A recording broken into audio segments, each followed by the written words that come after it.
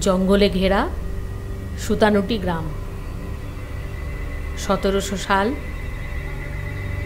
সেই জঙ্গলের মধ্যে থেকে ভেসে আসে ঠন ঠন করে মন্দিরের ঘণ্টার আওয়াজ। আমি বুঝতে পেরেছি বন্ধুরা, আপনারা ধরতে পেরে গেছেন আমি আজ কোন মন্দিরের কথা বলবো। ঠিকই ধরেছেন, আজ বলবো উত্তর কলকাতার প্রসিদ্ধ জাগতিক এক জাগ্রত কালী মন্দিরের কালী কথা, ঠনঠনিয়া কালীবাড়ি। শোনা যায় 1700 সালে উদয়নারায়ণ ব্রহ্মচারী নামে এক জনৈক তান্ত্রিক মাটি দিয়ে সিদ্ধেশ্বরী কালী মূর্তি তৈরি করে। সেই কালী মূর্তিরই পুজো হতো প্রায় 100 বছর ধরে। 1860 সালে শঙ্কর ঘোষ মহাশয় বর্তমান কালী মন্দির ও পুষ্পেশ্বর শিবের আটচালা মন্দিরটি নির্মাণ করেন। সেই থেকেই নিত্য পুজোর প্রচলন হলো। এই শঙ্কর ঘোষ পুজোর যাবতীয় দায়ভার গ্রহণ করলেন।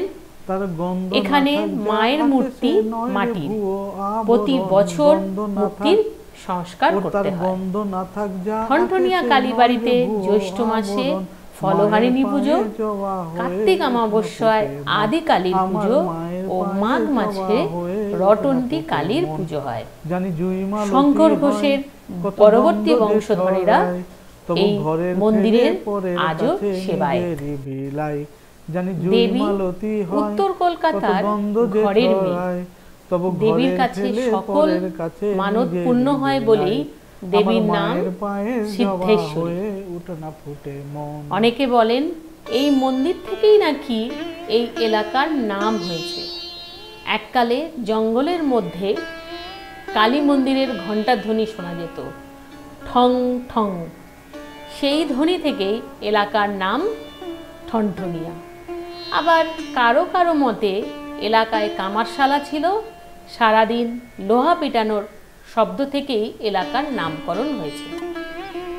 সে নামকরণ যেভাবেই হোক আর যে কারণেই হোক না কেন, এই মন্দির এলাকার ইতিহাসের অন্যতম নজির হয়ে দাঁড়িয়েছে। শোনা যায় আজও প্রতি অমাবস্যার রাতে এই মন্দিরে দেবীর মায়াময় ঐশ্বরিক গন্তব্য পরিলক্ষিত হয়। দেবী ডাব চিনিতেই সন্তুষ্ট।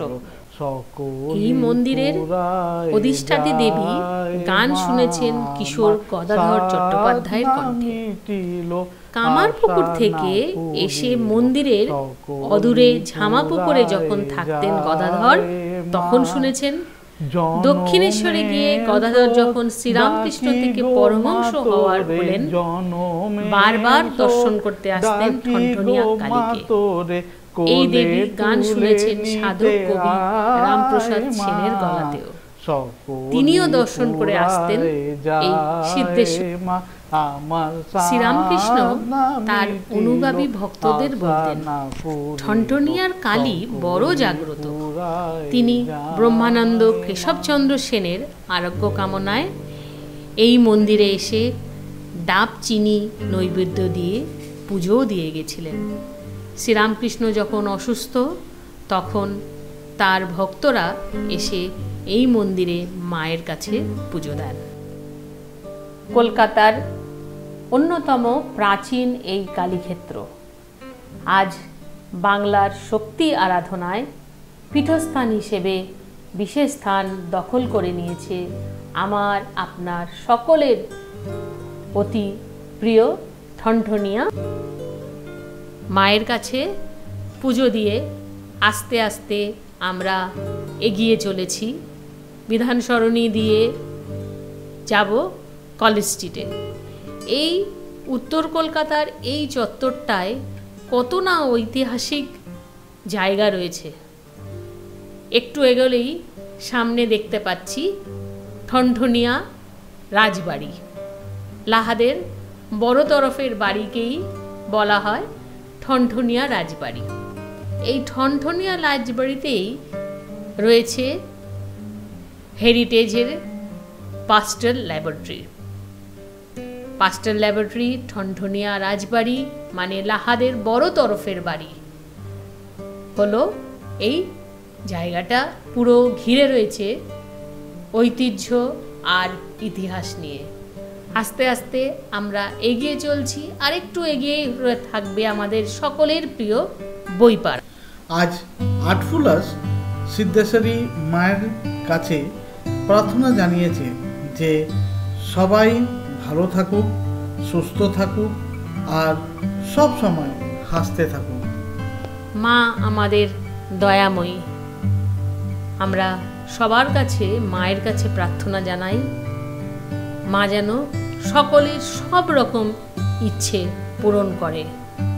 হ্যাঁ, তো প্রিয় বন্ধুরা, একবার সবাই হাত জোড়ে জোর করে আমার সাথে বলুন, জয় মা ঠনঠনিয়া কালী।